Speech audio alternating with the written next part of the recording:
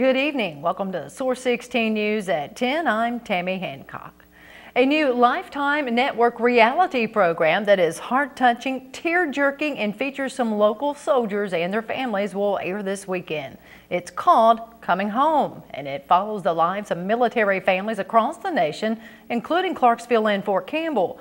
During each segment, the deployed soldier comes home to surprise his or her family in a dramatic and emotional reunion.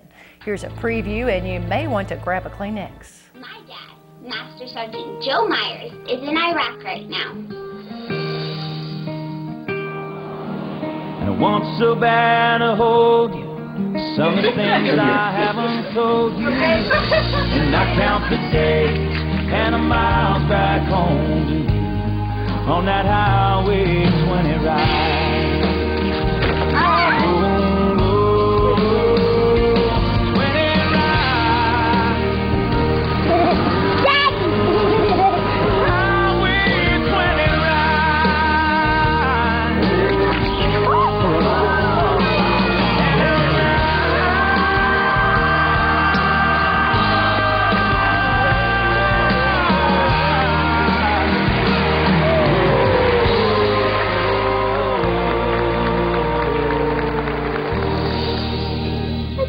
Believe that he's really there. Definitely going to be hard to keep a dry eye during this program. Clarksville, Montgomery County officials say the Lifetime film crew was in the city for just a few weeks, but once filming began, their desire to remain was fueled by their interest in the community. According to Convention and Visitors Bureau officials, the decision to extend the city's presence on the show to 8 feature stories was made, and the producers are confident that Clarksville will be in all 13 episodes of the series. Again, Coming Home will premiere Sunday night at 9 Central Standard Time on Lifetime. To follow the show's progress and see the episode lineup, you can go online to mylifetime.com. And there will be some more joyous surprises now that about 7,000 Fort Campbell troops scheduled to return in May reportedly will be heading home earlier than planned. The 2nd Brigade Combat Team at Fort Campbell, which was scheduled to return in May, are reportedly now going to return early, meaning both 1st and 2nd Brigades will return simultaneously in a few weeks. Chamber Military Affairs Coordinator Kelly Pendleton is urging area businesses to show their support of Fort Campbell troops by placing welcome home messages at their businesses. Roughly 3,800 Rakkasans recently returned home from their year-long deployment, and about 2,700 soldiers assigned to the 101st Combat Aviation Brigade are expected to return. Kentucky's governor and House leaders today sent a clear message to Senator David Williams' 11th hour proposal on the Medicaid budget. We are not going to allow Senator Williams to balance the Medicaid budget on the backs of our school children, our college students, our state troopers, our veterans, our prosecutors, our social workers, and many others. Every teacher, every parent, every peace officer, every business owner in this state ought to be offended and outraged. The Senate President's proposal passed by the Senate would instead cut $148.5 million from the non-Medicaid areas of the budget, with 81% of the cuts coming from priority areas of education, healthcare, and public safety. Governor Beshear says the proposal has been on the table for 3 months.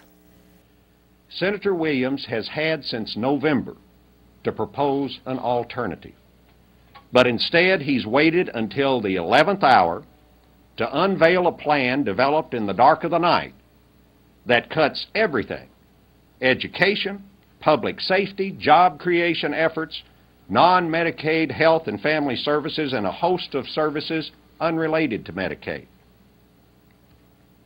That is not going to happen.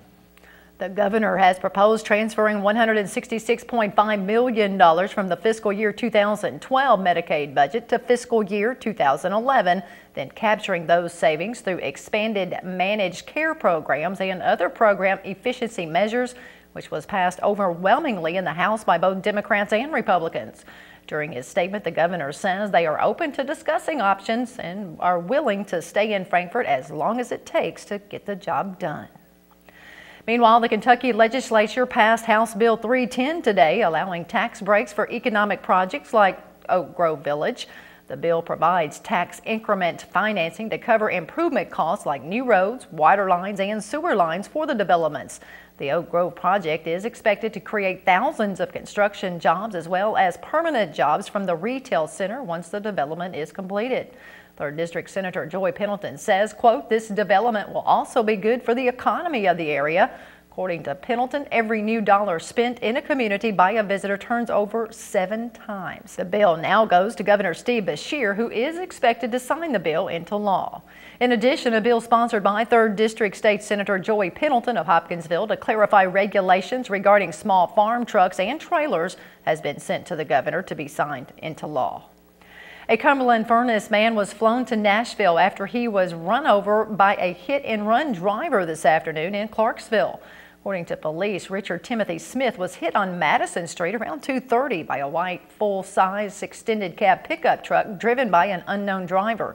Police say the driver was crossing Madison Street and 12th Street and collided with Smith on his bicycle and then didn't stop and continued onto Conroy Street. Smith was transported by Aerovac to Vanderbilt for his injuries. Anyone with information about the hit and run is asked to contact the Clarksville Tips line at 931-645-8477. Meanwhile, a 46-year-old man is in critical condition after he crashed his motorcycle on Fort Campbell Boulevard in Clarksville last night. According to police, the fatal accident crash team responded to the motorcycle crash around 7:35 after 46-year-old Freeman Jr. Pinckney left the parking lot of a club at 1962 Fort Campbell Boulevard. After the wreck, police say the motorcycle skidded about 75 feet before coming to a stop. Pinckney was taken to Blanchfield Army Community Hospital and then flown by helicopter to Vanderbilt University Medical Center, where he is listed in critical condition. According to police, the 46-year-old was not wearing a helmet. An Oak Grove man charged in a fatal shooting at a Clarksville nightclub that killed a Hopkinsville man and injured 4 others last month appeared in court Thursday in Montgomery County. A General Sessions Court judge bound over the case of 25-year-old James Cranmer to the grand jury. Cranmer is charged with criminal homicide for fatally shooting 28-year-old DeTwain Bell of Hopkinsville at a Fort Campbell Boulevard club in Clarksville. Cranmer was arrested on February 9th in Marshall County, Kentucky, and is currently being held at the Montgomery County Jail without bond. The Hopkinsville Christian County Boys and Girls Club Executive Director Roberto Serrano is in a good mood due to a local organization's random act of kindness. Here's Source 16's Marie Fainer with more on this story.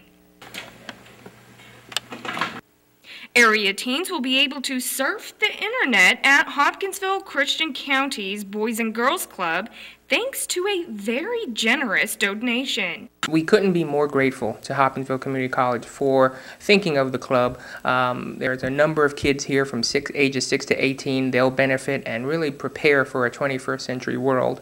Hopkinsville Community College recently donated over 30 Dell computers to the youth organization. We stress academic support. We stress meaningful use of the computers. We're really not looking to use them as toys or games and stuff. We look at them as educational tools.